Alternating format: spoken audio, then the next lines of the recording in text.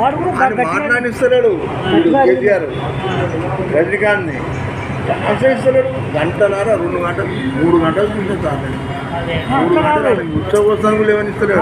9.5 సంవత్సరాలు ఎప్పుడైనా పేపర్ గురించి మాట్లాడిందా? ఈరోజు ఎందుకు వచ్చిండు స్టూడియోకి చెప్పు? స్టూడియోకి వచ్చిండు. ఎందుకు వచ్చిండు చెప్పు? అసలు ఏదైనా క్వశ్చన్ చేస్తే అది మాటనే మాట్లాడిస్తలేడు. ఛాన్స్ ఇస్తలేడు. టక్క వీడే మాట్లాడుతున్నాడు. మీరు ఆగండి సార్ అంటాడు. మీరు ఆగండి నేను చెప్తా దాన్ని. ఏం చెప్పాడు?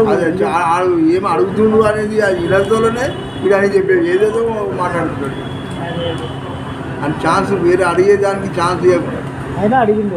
అయినా ఏం అడగలేదు. వాడు 3 గంటలు ఉంటున్నది తెలుసా. నిద్ర నాకు ఎట్లా చేయింది ఏందో చూడాలి ఇది అని ఖచ్చితంగా పెట్టినా.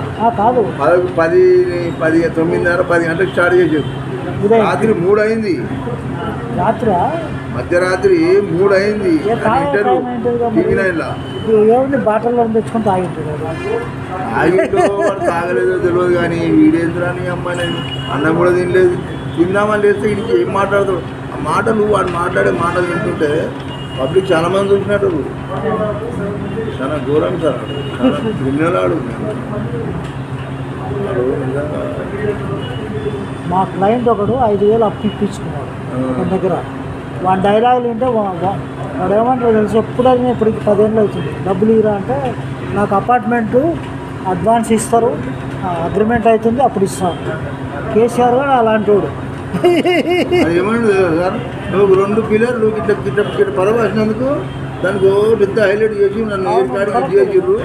అది మా ఇంటి ఎంత 100 కోట్లు 250 కోట్లు అంతకంటే మీకు ఏమైంది అది అని చెప్పి రజనీకాంత్ అంటుండే. రజనీకాంత్ కరెక్టే కదా, మరి అది కాదు కరెక్టే కదా.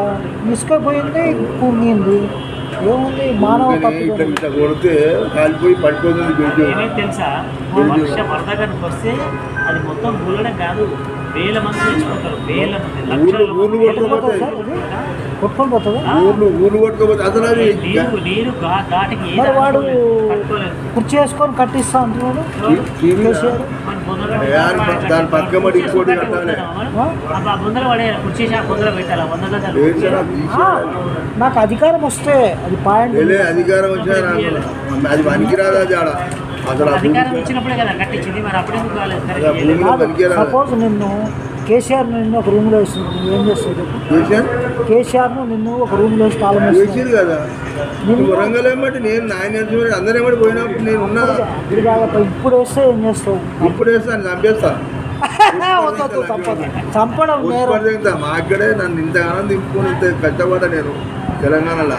మరి పెద్ద ఉద్యమకారుడుగా నన్ను ఏమైనా పట్టించుకున్నాను. సరే, ఈయనకి ప్రవీణ్ కుమార్కి ఎన్ని కోట్లు ఇస్తుంటే పోయినాడు పార్టీలోకి? వాడు గుండుగాడు, వాడు నాగర్ కర్నూలు ఎంపీగా నిలబడ్డాడు.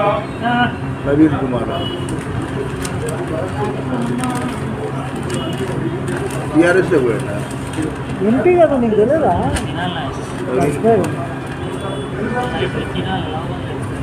తినాల్సిందేనా?